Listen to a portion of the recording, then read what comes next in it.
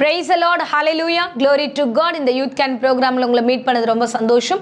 ஒவ்வொரு வாரமும் தேவனுடைய பெரிதான கிருபையும் ஆசீர்வாதம் நம்மை நடத்தி கொண்டிருக்குது. ஓகே, இன்னைக்கான ஒரு டாபிக் நேராக நம்முடைய கவனத்தை திருப்பலாம். வாலிபர்களுக்காக ஸ்பெஷலாகவே ஒவ்வொரு வாரமும் சில ஆலோசனைகளை கர்த்தர் கொடுக்கிறார், சில தீர்க்கதரிசன வார்த்தைகளை கொடுக்கிறார். இந்த நாட்களிலும் ஒரு காரியத்தை உங்களோடு கூட பேச கர்த்தர் விரும்புகிறார். ஆதியாகமம் 11ஆம் அதிகாரத்தில் நான் 5ஆம் வசனத்தை வாசிக்கிறேன். மனுபுத்திரர் கட்டுகிற நகரத்தையும் கோபுரத்தையும் பார்ப்பதற்கு கர்த்தர் இறங்கினார். ஆமென். ஸோ இப்போ வசனத்தின்படி பார்க்கணும்னா எல்லோரும் சேர்ந்து ஒரு கோபுரத்தை கட்டுவோம் என்று சொல்லும்போது கர்த்தர் இறங்கினார். அதான் அந்த வசனத்தில் நம்ம வாசிக்கிறோம். பார்ப்பதற்கு கர்த்தர் இறங்கினார். நாம் கற்ற ஒவ்வொரு விஷயத்தையும் கர்த்தர் இறங்கி வந்து பார்க்கிறார். ஹல்லேலூயா. நம்ம பேசுகிறதை கவனிக்கிறார், நாம் செய்கிற செயல்களை கவனிக்கிறார். இங்கே வேத வசனம் சொல்லுது, ஜனங்கள் எல்லாம் ஒன்றாய் சேர்ந்து கட்டுகிற அந்த ஒரு கோபுரத்தை பார்க்கும்படியாய் கர்த்தர் இறங்கினார் என்று சொல்லப்படுகிறது. ஹல்லேலூயா. அருமையான வாலிபர்களே, இன்றைய தினத்தில் நீங்கள் எதை கட்டுகிறீர்கள்? கர்த்தர், நீ கட்டுகிறதை கர்த்தர் இறங்கி வந்து பார்க்க வல்லவராய் இருக்கிறார். என்னென்ன காரியத்தை கட்டிக்கிட்டு இருக்கீங்க? ஸோ ஆண்டவர் உங்களுக்கு ரட்சிப்பை கொடுத்திருக்கிறார். நீங்க ரட்சிப்பை அதிகமாக நீங்கள் கட்டி எழுப்புகிறீர்களா, இல்ல மற்ற காரியங்களை கட்டுகிறீர்களா? பொதுவாகவே வாலிபர்களுக்கு வந்து சொல்ல போனா பல திறமைகள் நிறைய இருக்கு. என்ன திறமைகள்னா, கனவுலேயே பல கோட்டைகளை கட்டுவோம். கனவு கோட்டைகளா இருக்கும். இங்க இருந்து அப்படியே நம்ம ஃபாரின் போற மாதிரி ஒரு கனவு கோட்டையா இருக்கும். இல்லைன்னா இங்க இருந்து அந்த பொண்ணோடு கூட வாழறது போல ஒரு கனவா இருக்கும். இல்ல அந்த பையனோடு கூட நம்ம போய் லைஃப் செட்டில் ஆன மாதிரி ஒரு கனவுலாம் இருக்கும். இல்ல இங்க இருந்து பெரிய பிசினஸா மாறி வந்து ஒரு ஃபிளைட்டே வாங்கின மாதிரி கனவு இருக்கும். இங்க ஒரே இடம் தான் இருக்கும். ஸோ அந்த அளவுக்கு வளர்ந்துருக்க மாட்டோம். ஆனா கனவுகள் எப்படி இருக்கும்னா, பல கனவுகள் வந்து இதை கட்டினா மாதிரி இருக்கும், அதை கட்டினா மாதிரி இருக்கும், இதை பண்ணாம இருக்கும். பல கனவு கோட்டைகளை கட்டி கொண்டிருக்கிறாங்க. இன்னைக்கு இருக்கிற வாலிபர்களுக்கு மத்தியில இந்த கனவு கோட்டை அதிகமா இருக்கு. பாருங்க, வேதாகமத்துல சாலமோனை குறித்து ஒரு காரியத்தை நம்ம வாசிக்கிறோம். என்னன்னா, அவர் வந்து கர்த்தர் வந்து தாவீதுக்கு ஒரு காரியத்தை ஆண்டவர் சொல்லியிருப்பார். என்னன்னா, தாவீது சொல்லுவாரு, ஆண்டவரே உமக்கு ஒரு ஆலயத்தை கட்டணும் ஆண்டவரே அப்படின்னு தாவீது சொல்லியிருப்பார். ஆனா ஆண்டவராகிய கர்த்தர் சொல்லுவார், இல்லப்பா நீ வந்து கட்ட வேண்டாம், உன் கை ரத்த கைகளா இருக்கிறது, அதனால நீ வந்து சாலமோன் கட்டட்டும், உன் பிள்ளை கட்டட்டும் அப்படின்னு.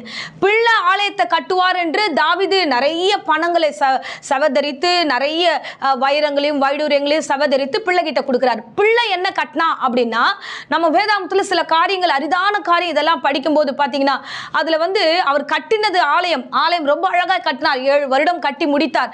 அவர் ஆலயத்தை கட்டுவதும் போது பக்கத்துல இன்னொன்னு கட்டுறாரு. என்னன்னா, பாபிலோன் ஸ்திரீகளுக்கு அரண்மனைகளையே அவர் கட்டினார் என்று வேதம் சொல்லுகிறது. அப்போ ஒரு கிறிஸ்தவ பிள்ளைங்க கட்டும்போது என்ன கட்டுறாங்க அப்படின்றதுல ஆண்டவர் கவனமா கேட்கிறார். நீ ஆலயத்தை கட்டுறியா, இல்லைன்னா வந்து மற்றவர்களுக்கு நீ வந்து காதல் கோட்டையை கட்டிக்கிட்டு இருக்கியா, என்ன கட்டிக்கிட்டு இருக்க?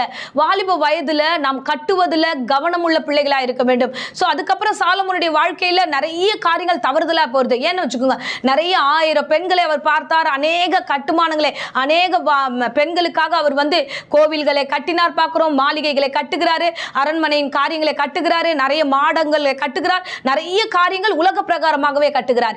இன்னைக்கு இந்த பிரசங்கத்தை கேட்கிற அருமையானவர்களே, நீங்க எதை கட்டுறீங்க? உங்க ஸ்பிரிச்சுவல் லைஃப் எப்படி இருக்கு? ஸோ இன்றைக்கு இருக்கிற ஸ்பிரிச்சுவல் லைஃப் பாதி நம்ம வந்து ஆவிக்குரிய வாழ்க்கையா இருக்கிறோம். ஸோ சர்ச்சுக்கு போனாலும் மற்ற காரியங்களை எங்க பார்த்தாலும் பிரைஸ் லார்ட் சொல்றதுமோ, வசனங்களை சொல்றதுமோ, இதெல்லாம் ரொம்ப தெளிவா இருக்கிறோம். அதுவே நீங்க வீட்டுக்கு போனாலும் மற்ற ஃப்ரெண்ட்ஸோட போகும்போது உங்களுடைய வார்த்தைகள் எப்படி இருக்கு? அப்படியே மாறி இருக்கு. ஒன்று நம்ம வந்து எப்படி இருக்கணும்? ஸ்பிரிச்சுவலா இருக்கணும். இல்லைன்னா வேர்ல்ட் லெவலாவது நம்ம மாறி இருக்கணும். இதுவும் இல்லை அதுவும் இல்லைன்றோம். வெளிப்படுத்தல் விசேஷத்தில் ஒரு வார்த்தையை நம்ம வாசிக்கிறோம். ஆனால் ஒன்று அனலாயிரு, இல்லை ஒரு குளிராயிரு, ரெண்டுத்துல எதனா ஒன்று தான் இருக்க வேண்டும். இதே தான் எலியாவும் ஒரு இடத்துல சொல்லியிருப்பாரு. நீங்க ஏன் எந்த 2 நினைவா இருக்கிறீங்க? குந்தி நடக்கிறீங்களே. ஒன்று இப்படி போகணும், இல்லைன்னா அப்படி போகணும். எதையாவது ஒன்றை நம்ம செயல்படுத்தாம ரெண்டாவே நம்ம சுத்திக்கிட்டு இருக்கோம். ஹல்லேலூயா. இன்றைக்கு கர்த்தர் நீ எதை கட்டுறன்றத ஆண்டவர் பார்க்கிறார். நீங்க கட்டுறது உங்க வீட்டில் இருக்கிறவங்க கவனிக்காம இருக்கலாம், இல்லைன்னா உங்க கூட படிக்கிறவங்க கூட ஒருவேளை சரி ஏதோ இந்த பிள்ளை நல்லா படிக்கிறான், நம்ம கூட நம்ம ஃப்ரெண்ட் நல்லா இருக்கிறான்னு அவங்க ஏதோ நினைச்சிட்டு இருப்பாங்க. உங்க உறவினரும் நல்லா நினைச்சிட்டு இருப்பாங்க. ஸோ உங்களை ஊழியத்தை நடத்துறவங்களும் நல்லா நினைச்சிருப்பாங்க. ஆனா நீங்க கட்டுகிற விதம் என்னது? நீ எதை கட்டுற? அதை கர்த்தர் பார்க்கிறார். இன்னைக்கு அனலைஸ் பண்ணுங்க. தேவன் எதற்கு அழைத்தார்? தேவன் உங்களை எதற்கு கொண்டு வந்தார்? அதை நோக்கி போங்க. இன்னைக்கு தேவனுக்காக ஆலயத்தை கட்டுங்க. வசனம் சொல்லுகிறது. ஸோ நீங்களே நீங்களே தேவனுடைய ஆலயமா இருக்கிறீர்கள் என்று, தேவனுடைய ஆவி உங்களில் வாசமா இருக்குது என்று அறியாது இருக்கிறீர்களா? தேவன் உங்களுக்குள்ள இருக்கிறாரு. அந்த ஆலயத்தை கட்டுங்க. அந்த ஆலயத்தை தேவன் இருக்கிறார், அதை ஸ்திரப்படுத்தி கட்டுங்க. அதை விட்டுட்டு நம்ம எதை கட்டுகிறோமோ அது தேவன் பார்க்கிறார். நீங்க தவறுதலான காரியத்தை நீங்க கட்டும்போது நிச்சயமா கர்த்தர் அதை பார்த்து கொண்டுதான் இருக்கிறார். ஸ்பெஷலி இந்த பாபேல் கோபுரத்தை கட்டும்போது கர்த்தர் இறங்கி வந்தார். 11ஆம் அதிகாரம் 9ஆம் வசனத்துல வாசிக்கிறோம், கர்த்தர் அவர்களை சிதறடிக்க பண்ணினார் என்று. ஹல்லேலூயா. அன்பு பிள்ளையே, இன்றைக்கு எதை கற்ற?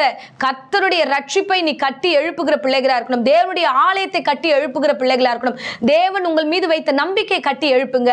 தேவையில்லாம காதல் கோட்டைகளையும் கனவு கோட்டைகளையும் தேவையில்லாத சத்தியமே இல்லாத விஷயத்தை எல்லாம் கட்டி எழுப்பாதீங்க. தேவன் பார்த்து கொண்டுதான் இருக்கிறார். அவர் உங்களை நடத்துவார். ஞானத்தோட நடந்து கொள்ளுங்க. தேவையில்லாத இடத்துல டிஸ்டர்ப் ஆகாதீங்க. தேவன் உங்களோடு கூட இருப்பார். இப்போதும் அடியேன் உங்களுக்காக ஜெபிக்கிறேன்.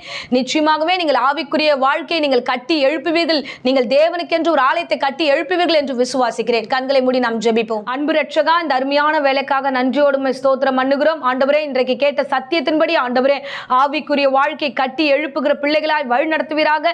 தேவையில்லாத உணர்வுகளோடு ஆண்டவரே எந்த காரியத்தையும் கட்டாதபடிக்கு நீர் பாதுகாத்துக்கொள்ளும். பிசாசுடைய கிரியைகளை இயேசுவின் நாமத்தினால் அடியேன் சபித்து கட்டுகிறேன். இப்பொழுதே கூட இருந்து வழி நடத்தும். இயேசு நினைற்ற நாமத்தில் ஜெபித்து ஒப்புக் கொடுக்கிறேன். ஜீவனுள்ள நல்ல பிதாவே, ஆமென். ஆமென். Praise the Lord. God bless you.